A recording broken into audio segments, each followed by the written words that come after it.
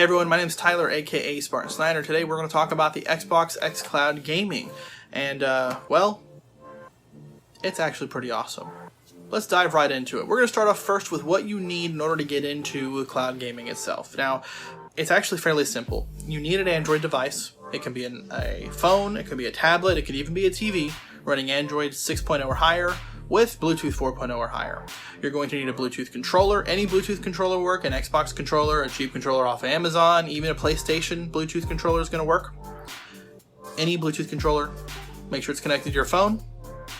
You need an active Xbox Game Pass Ultimate membership. It's about $15 a month.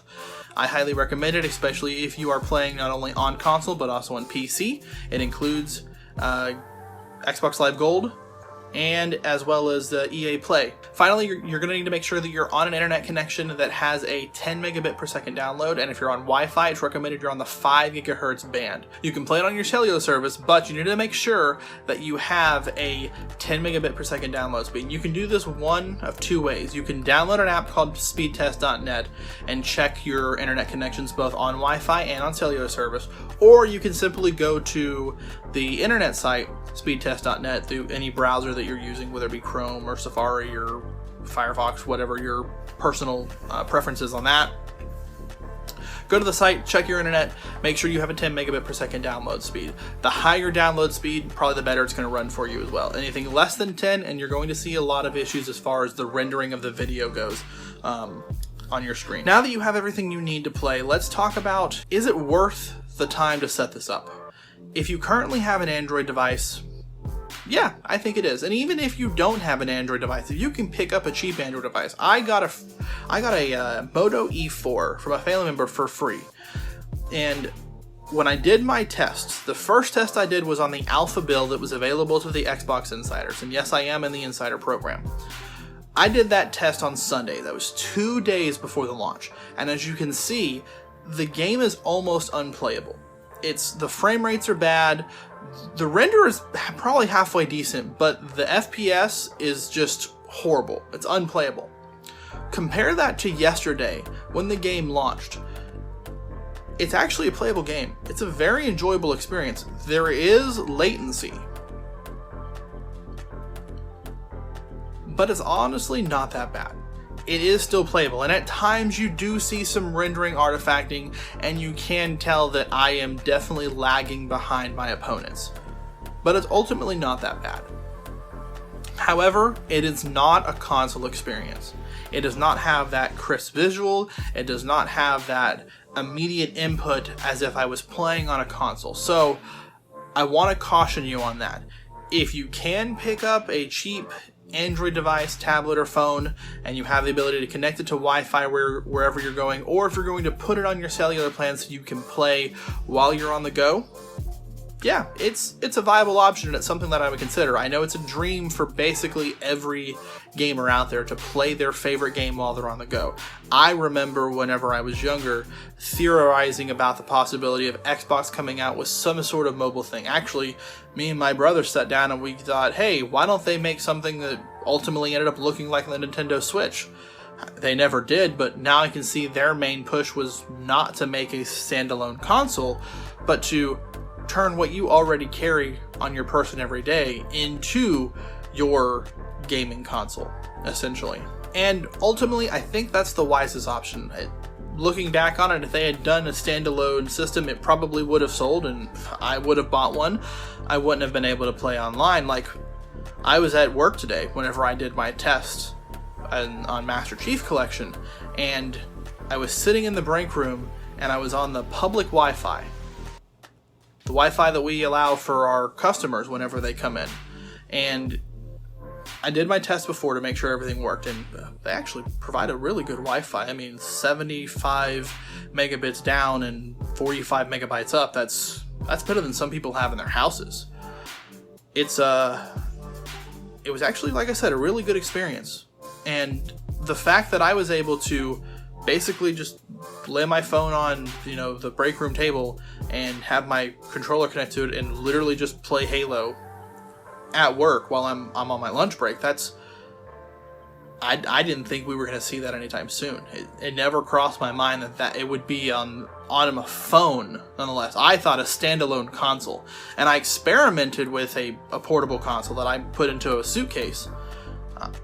But playing on my phone, it's nothing can compare to it. I wish it worked on my primary phone, which is my iPhone. But, yeah, it doesn't.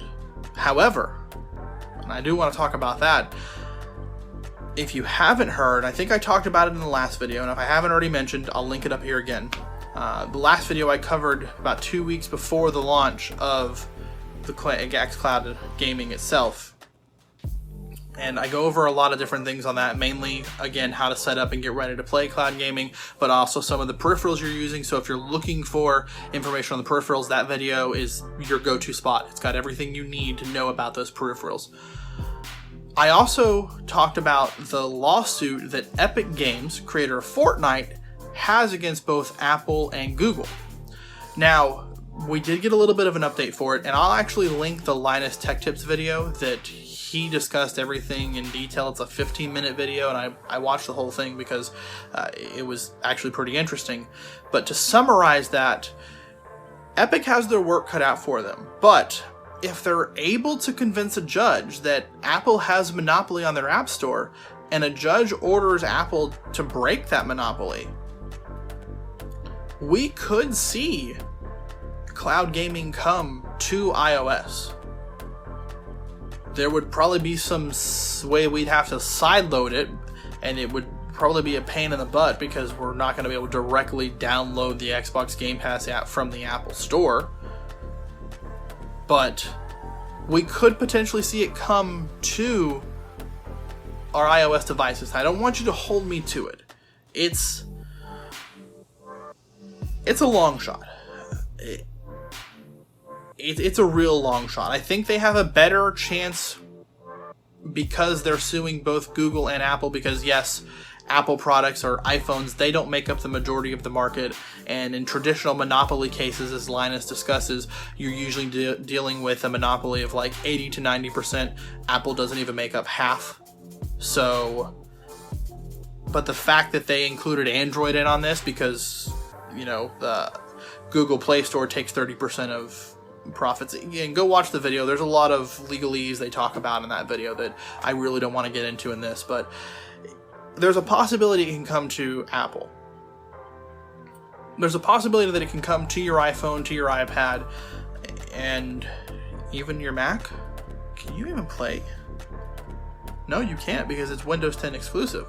So it's possible that you could even see it come to your Mac. You can play it on a full-blown Mac. That, whoa, I wasn't even thinking about that. That just crossed my mind just like now, but it's possible. We're not going to see it anytime soon, though.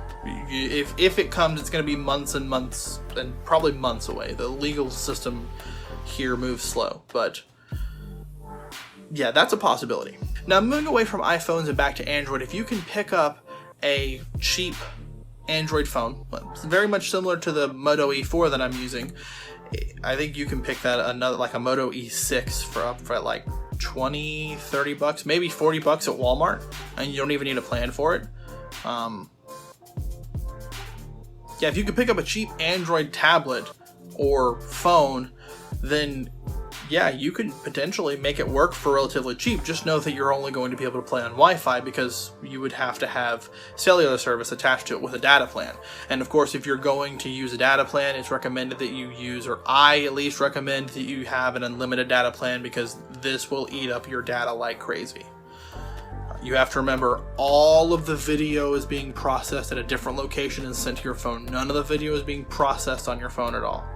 That's why they're able to get away with it. It's cloud computing. Now, Xbox actually did go out and they partnered with Samsung for their xCloud gaming. The newest Samsung phones, the Galaxy Note 20 5G and the Galaxy Note 20 5G Ultra, are both the go-to Android phone as far as cloud gaming goes. They're supposed to be the gold standard. In reality, unless you're going to use them as your daily driver phone, do not spend the money. on a Galaxy Note 20 5G. It's $1,000, which you can buy 2 Xbox Series X's or 3 Xbox Series S's for the same price. And if you went with the Ultra, the 128 gigabyte one is what, $1,300 if I remember correctly, and the 512 gigabyte one is $1,500. We're going to talk about this in another video, but for $1,500 you can get yourself a brand new RTX 3090, which is the best graphics card on the market, or will be when it's released here in a couple of weeks. So, is it a couple of weeks or is it a couple of days? Crap, it might actually be a couple of days. Hold on. Okay. No, it's a couple of weeks. 24th. The RTX 3080 is here in a couple of days. So yeah. I think that's it as far as cloud gaming goes. It's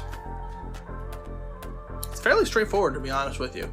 It's Android device, Bluetooth controller, good internet, Xbox Game Pass Ultimate. So yeah, Xbox Cloud Gaming, it's here. I think it's the future. It's pretty cool. It needs a little bit of tweaking, which, I mean, I played it on the first day, so obviously there's going to be some issues. They're going to tweak things, and as they give more updates on it, I'll put out another video, or I'll include it in a different video. The update on it maybe at the tail end of another video, just say, hey, here's the update or whatever. So make sure you get subscribed to this channel, because I'm putting out videos at least once a week. We're talking about a bunch of stuff Halo, a bunch of stuff tech related. The next video we're going to discuss all of the Xbox consoles, as well as the new graphics cards from both NVIDIA and AMD, and if I can get some information on the new AMD Ryzen processors, I'm going to have that out as well. And if you're interested in PC gaming, I might even be able to put together a couple of builds for you in a few different price ranges, not only with the new cards, but what I would recommend for someone that's starting out, as well as a gaming rig and a gaming and streaming rig, because I know there's a lot of people out there that want to both game and stream, and they don't want to have a 2 PC setup. To be honest with you, a 2 PC setup is not really needed, and it's so much more complicated. I've tried it. The audio is a nightmare on it. Yeah, with that said, thanks for watching the video. If you liked the video, or you enjoyed the video, if you gained any experience from the video or knowledge from the video, hit that like button. If you want to see more content from me, I've got more videos out there. You can always subscribe, hit that bell icon so you know when I post new videos. And yeah, I hope to see you in the next one. Now, moving away from iPhones and back to Androids, if you can Pikachu.